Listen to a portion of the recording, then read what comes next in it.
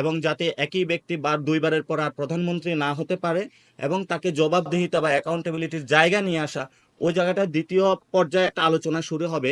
যে মেজর ইস্যুগুলোতে সেগুলো অটোমেটিকলি চলে যাবে। তবে আমাদের এখানে পরবর্তী সংসদে রেটিফাইয়ের একটা বিষয় রয়েছে, সেটা নিয়েও পরবর্তীতে প্রসেসটা নিয়ে আলোচনা হবে।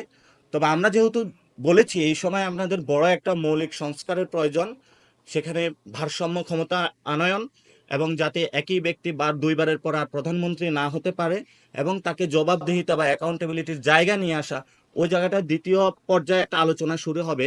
এবং দ্বিতীয় পর্যায়ে যখন আলোচনাটা শুরু হবে, তখন যে বিষয়ে দ্বিমত, এখন যে বিষয়ে একমত আমরা হতে পারবো, এই বিষয়গুলো আমরা একটা পর্যায়ে পৌঁছে যাব। আর দ্বিতীয় যে রাউন্ডে আলোচনাটা শুরু হবে, দ্বিমত বিষয় বা ছোটখাটো যেখানে আংশিকভাবে দ্বিমত রয়েছে সেগুলো নিয়ে আমরা আলোচনা, ইনডোর আলোচনাতে ইন্টেন্স সবাই একসাথে বসে একটা আলোচনা। এখন কিন্তু সবার সাথে আলাদা আলাদা করে বসা হয়েছে। পরবর্তী রাউন্ডে সবাই এক টেবিলে বসে আমাদের মধ্যে সেই আন্ডারস্ট্যান্ডিংটা আমরা একসাথে আসতে পারবো বলে আশা করি। নাহিদের কাছে একটা প্রশ্ন প্রস্তাব করেছে যে অর্থ বিল ব্যতি রেখে অন্যান্য ক্ষেত্রে দলের বিরুদ্ধে ভোট দেওয়া যাবে, সংসদ সদস্যরা দিতে পারবে।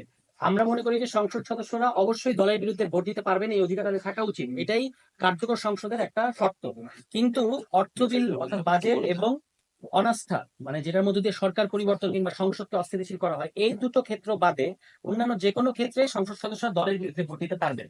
অর্থাৎ আমাদের বিবেচনাটা হচ্ছে সংসদ সদস্যদের স্বাধীনতা এবং সরকার সংসদের স্থিতিশীলতা দুটোকে মাথায় রেখে আমরা ৭০ অনুচ্ছেদ প্রয়োগের কথা বলছি।